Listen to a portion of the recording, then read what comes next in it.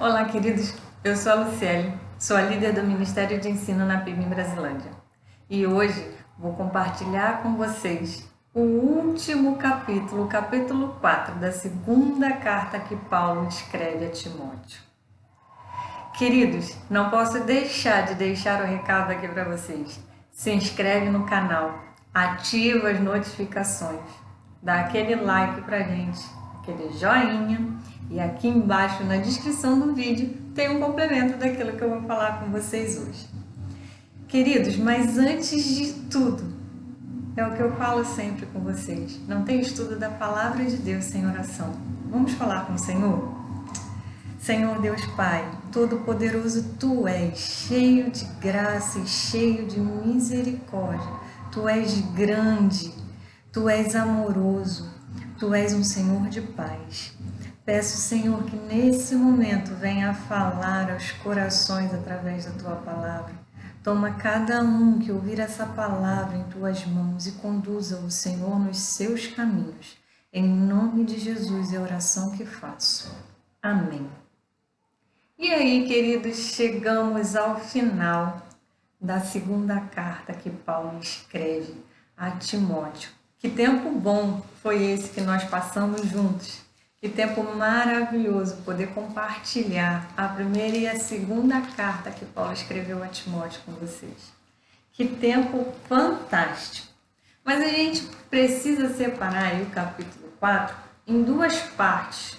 Como temas principais, do verso 1 até o verso 5, Paulo vai falar sobre força, a perseverança de Timóteo.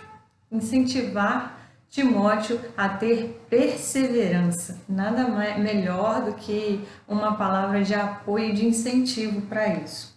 A partir do verso 5, do verso 6, até o último verso, o verso 22, Paulo vai estar se preparando para o momento de sua morte. A gente não pode esquecer que Paulo, quando escreveu a segunda carta, ele estava preso em Roma, à espera da sua condenação e morte. Mas o capítulo 4 tem como temas principais ensinar o Evangelho e vai falar também sobre intrepidez. E como aconteceu durante todo esse período da gente compartilhando aí as duas cartas de Timóteo, eu quero separar com vocês o verso 17 do capítulo 4, que diz: Todavia, o Senhor permaneceu ao meu lado e me abençoou com forças para que por meu intermédio a mensagem fosse plenamente proclamada e todos os que não são judeus a ouvissem, e fui livrado da boca do leão. Por que eu separei esse texto? Parece meio fora, né? Não, mas não. Eu separei ele porque eu quero comentar com vocês algumas coisas. A versão de alguns vai dizer gentios. Gentios são todo aquele que não é judeu. Toda vez que vocês virem a palavra de Deus falar sobre gentios, é todo aquele que não é judeu. E por que esse verso? Porque aqui no final, fui livrado da boca do leão. É interessante Paulo falar isso mesmo ele estando preso.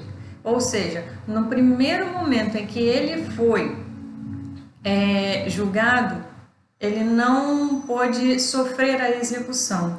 Por quê? Porque Paulo era cidadão romano. E aí aqui, ó, no finalzinho, da boca do leão, era da boca do animal leão mesmo. Porque os romanos tinham o costume de levar todo cristão ao anfiteatro para ser devorado por um leão. Mas só que por que Paulo se livrou da boca do leão? Porque Paulo também era cidadão romano.